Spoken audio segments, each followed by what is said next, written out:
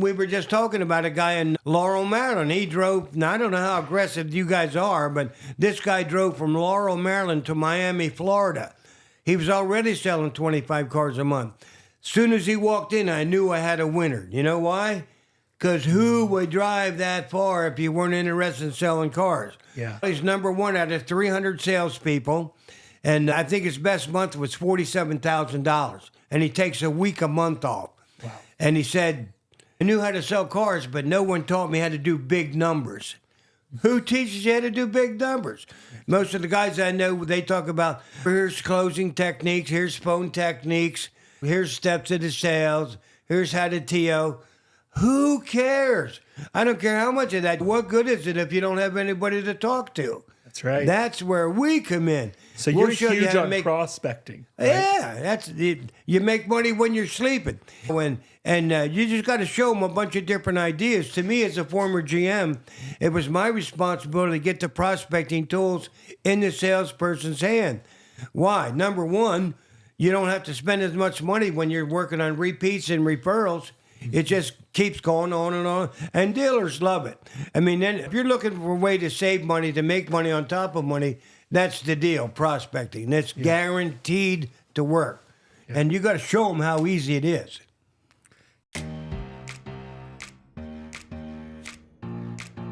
How you can be the greatest salesperson on the planet. Yeah. And I think what Jim and I thought was cool about the workshop, not just from a cool factor, but from a genuine, I know Jim's heart is to give back, and we want to empower and train people. And I think the way you described a workshop, I always heard it as the raw excitement stuff, which I think that's good for about 10 or 15 minutes. But you were talking about, man, you just give it away when you do a workshop. And I think so many people like Steve Gardner, for example, have told me, man, we need to get Jim teaching just in a live setting where people can ask questions. And somebody sent me something Jim did, I don't know, 4 or 5 years, probably longer than that. They sent it to me 4 or 5 years ago for something maybe 10 or 15 years ago. And it's just Jim speaking at, I don't know, a Chamber of Commerce or something, just sharing real questions and answers. And when you mentioned that's a lot of what you spend time doing, that made me excited. Which ironically, having said that, my vision is to never, ever do a speech. I don't want to do speeches. I want to do what I think of as a workshop. So whether that's what you guys are talking about, I don't know. But my idea of a workshop, and I've really given this a lot of thought. Number one is to come in with an incredibly powerful pump-up song. So we're going to come in blasting, whether that would be Rocky music or play that song or simply the best, whatever I would do.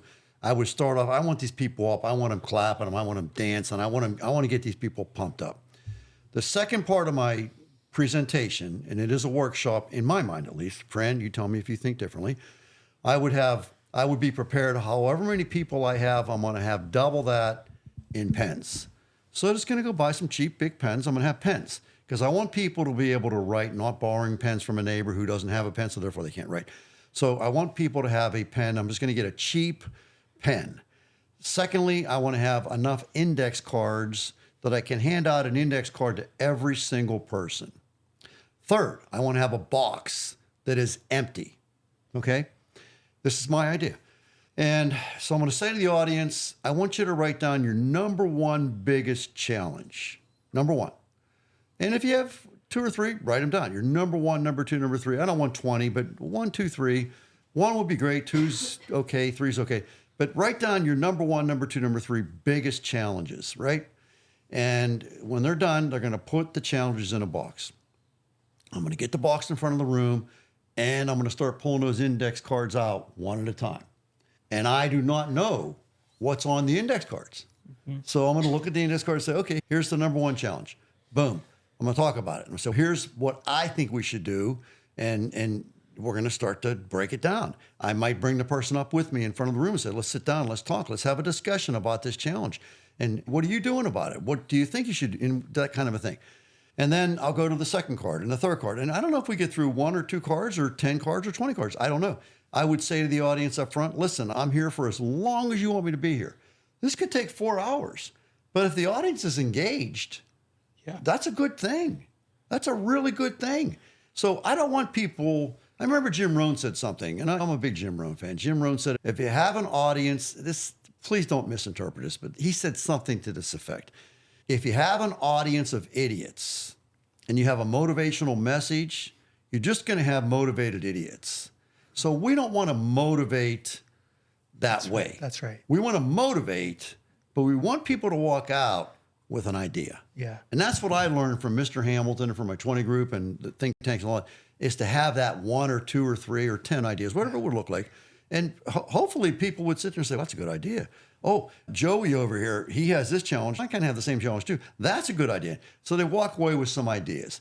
And then their job would be to go implement those ideas.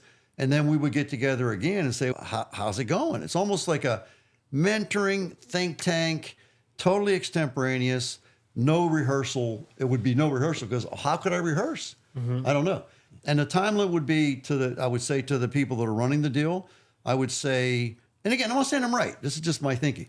I'd say, how long do you want to do this for? And they would say, half an hour. I'd say, I'm not coming. Yep. I can't do it. I can't do one challenge in a half an hour. It's going to take longer than that. I need at least an hour. And then when that hour comes about, if you want to kick me out, and I mean, I kindly, you come up, get me, and I'm out of here. But if you find, I did this same exact idea with it was a businessman's associate in Murrysville. I didn't do the card thing, but I had a list of what I wanted to say. And it was more, I was out there. I don't want to be up on a stage. I want to be out there in the crowd. That's right. The person that said, okay, this is your idea? Let me come give you a hug. Let me shake your hand. I want to be out there in the crowd. I'm going to be walking through the crowd. I'm going to be talking on my feet. And so that's what I did with this thing. And they said I had a half an hour. This was a little different. It was more of a speech type idea. But I went off into an uncharted territory. And so my phone went off and I said, okay, guys, I'm done. That's a half an hour. And the guy that was in charge of all the things said, no, keep going. Because they were so interested. And so I went for probably a little bit over an hour. And then I made it very clear. I said, listen, if anybody wants to sit down and talk to me afterwards, I'm here. I got all day. And I sat and talked with probably 2 or 3 people in addition. It was a small crowd. It was maybe 20 people, 30, something like that. But I had some people that sat down with me and we had a conversation. And of course, there was a lot of, this is the way it is here. And I did a lot of tough love. Nope, you're full of crap. Not true. It's not true. You love it. But I think, but at the end of the day, this is something when I'm laying in bed in the morning doing my morning meditation, I just keep thinking about this idea. I want to be real.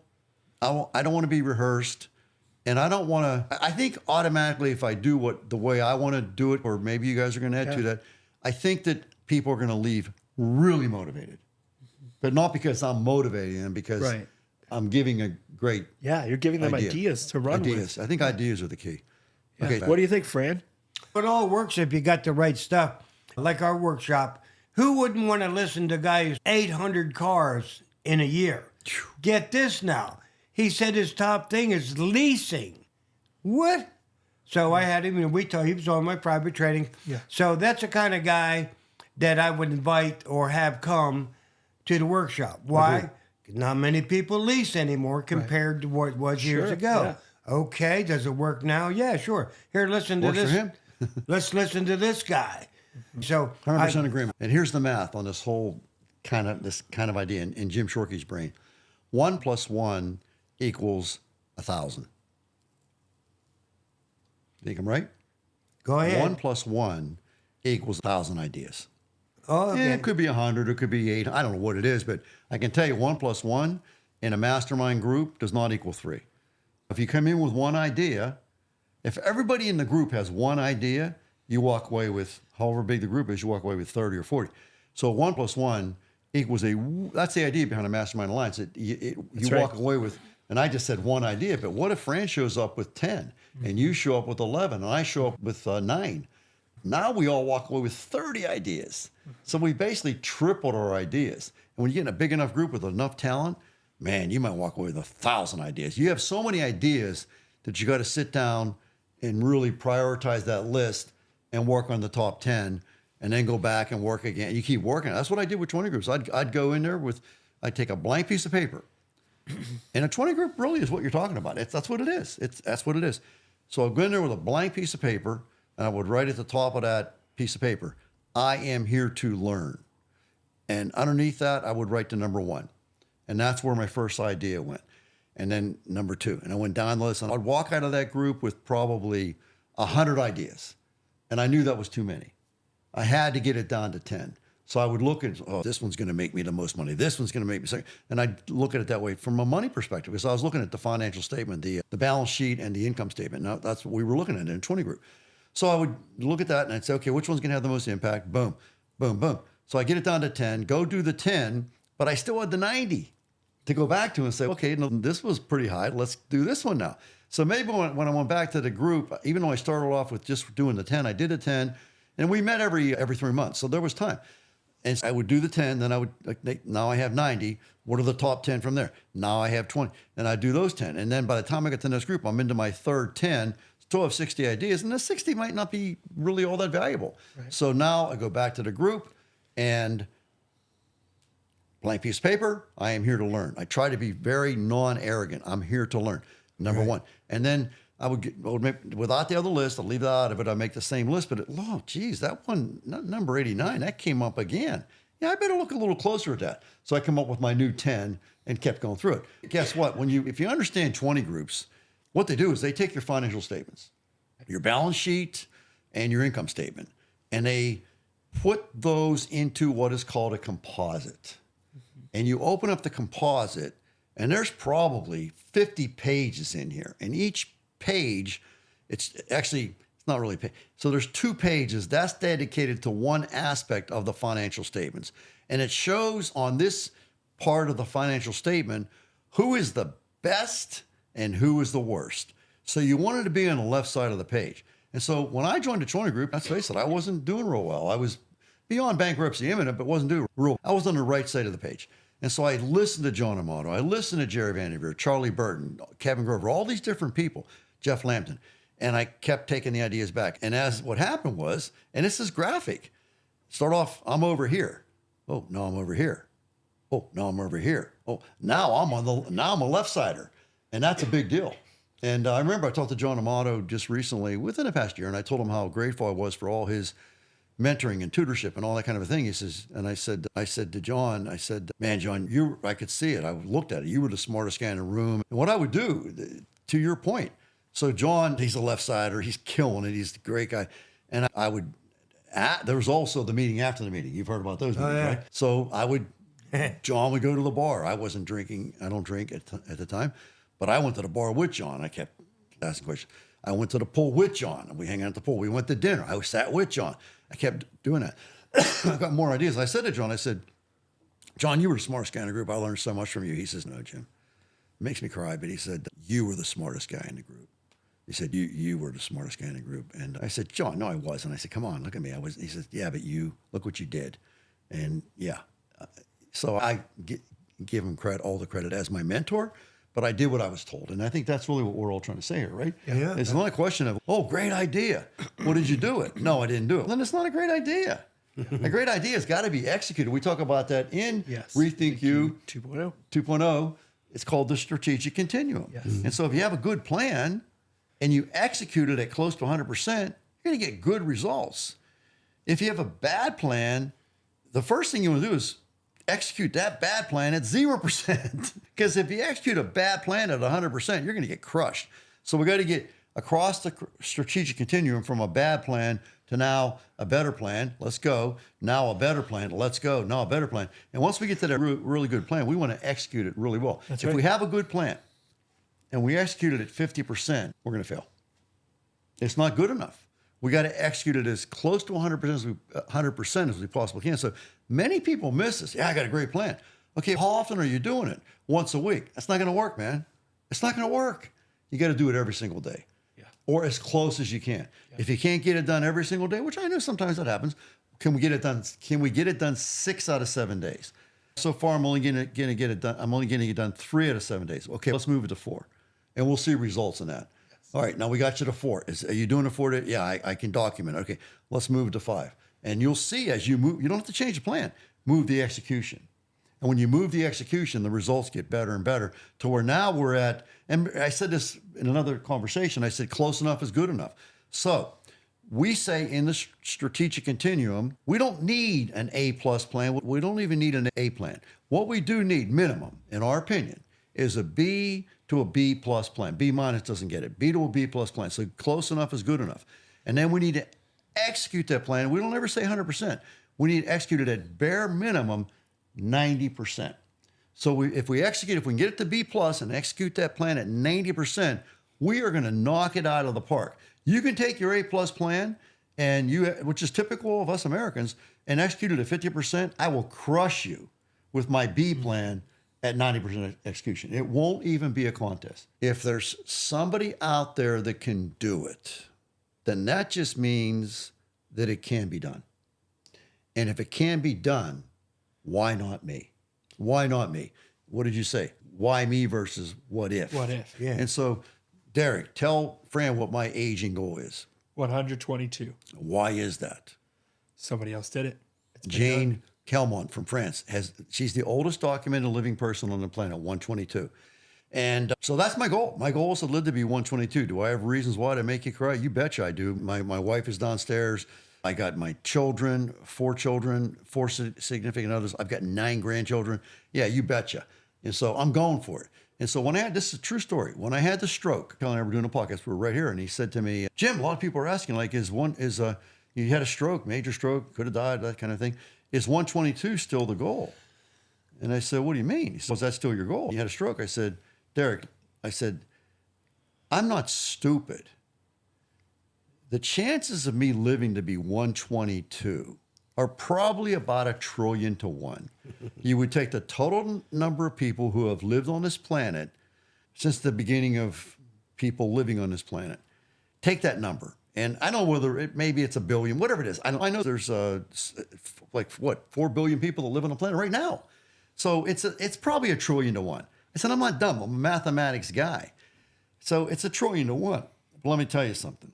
Can't I at least try? Yeah. Okay. Yeah. So it has been done. And he was like, whew. It was like a deep moment. Can't I at least try?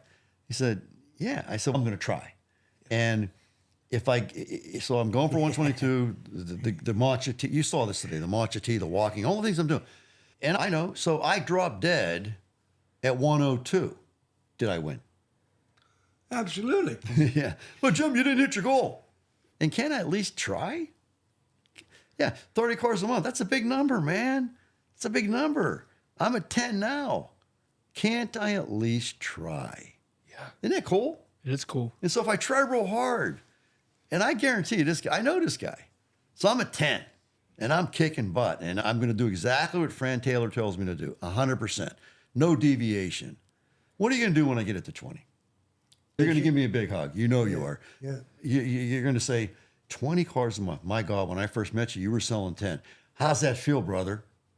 And we're going to have our conversation. And you say, you know what? You interested in getting it to 30? You know what, Fran? I am, because I didn't think I'd get it to 20. Let's go to work on 30 then. That's so important when you show not only respect, but that's part of the love in your sales force. It is. It don't take much. Hey, what are you doing? You got 20. the 20. 20. Way to go. You were at 10 I when we knew you could do it. So did you. Yeah. Look at Yeah. you. So the fact is that you didn't think you could get it to 20, but you did. Yeah. And now you're using the same thinking to convince yourself that you can't get it to 30. Change your thinking and let's work on it. So let's start thinking about 30. And now when we get it to 30, what's this knucklehead going to say? How do we get it to 40? He's going to give you a hug. He's going to congratulate you. He's going to recognize you. He's going to publish it all over social media. But then you're going to say, come on, man. I think you got 40 in you. And if we go for 40 for his instructions and we get it to 35, how good are we doing? We're close. But how good are we doing? We got it to 35. 35 cars a month. Are you kidding number. Me? Yeah. Tell you what, if you can sell 35 cars a month, do you understand? So you're in Pittsburgh, Pennsylvania. You're selling 35 cars a month. And you decide you want to move someplace. You're going to move to Arizona. Okay. Right? Yep. You're on the airplane. Yep. You do some Googling. You're a lot easier cell phone now. You find the local Honda dealer. You say, hey, my name's Fran Taylor. And I can prove it. I'm selling 35 cars a month. Consistently. I can prove it. I got my sales records in my hand. Are you interested in me? What's the Honda dealer going to say? How soon can you get here? We're sending a limo. We're going to pick you up. You get a job anywhere in the world. Yeah, I with believe that I record. can. Yeah. So there you go. Yeah. So Yeah. not only do you have income, but you have the highest amount of security. And I would venture to guess that you could easily find a job selling something anywhere. So you call the insurance guy. You say, hey, listen, I'm thinking about making a move. I've been selling cars for years. I sell 35 cars a month consistently. I made this much money. Are you interested in having me come to work for you? It will pick you up. Yep. There isn't a business on the planet that isn't looking for this guy here. Am I right? Absolutely. How many people would hire Jim Shorkey? I'll tell you, lots. Yeah, because I realized when we do the workshop, Jim's audience is going to be like Steve's going to bring all his insurance people, Yeah. right? And you're going to have people that aren't in the car business, which you're not. That's typically not who you're working with. But I feel like what you're teaching could apply just You to can. does. It don't matter if you're selling Harley Davidsons or whatever. Once you learn to invest in yourself and seek knowledge, once you taste a little success, you want more. Yeah. And you go after it. But you need that little help or support, like you're saying along the way. It stops where you do. Yeah, that's exactly right. Yeah. Yeah, you're unlimited. I remember my dad years ago when I first got in the car business, and he said, James, he called me James too. He said, James, if you can get good at selling cars, you will never want for a job. And he explained to me about Tampa Bay and the airplane. He said, you can be on the airplane and you call somebody and you say, listen, here's my records. I have them with me. I can show you. Stay where you're at. Don't even get off that plane. We're coming to get you. He said, you'll have a job anywhere. You'll never be without a job. You have a job anywhere in the world that you want to work, and you'll have a great paycheck. That's a good point. I hear salespeople say, My dad told me that. they'll never let you take off here. I said, get to 30 cars a month. The ball's in your court then, because you can go anywhere in the country and get a job. Yes, you Yes. can. And And that's a fact. and if somebody doesn't want you to take a day off, seriously, if they have that kind of an attitude, it's probably time Probably to at move the on. wrong It's spot. probably time to move on because why would you? I'm selling 30 cars a month, and you're going to deny me to take a Friday, Saturday, and Sunday off and take my children to wherever? You're going to deny me that? I'm selling 30 cars a month.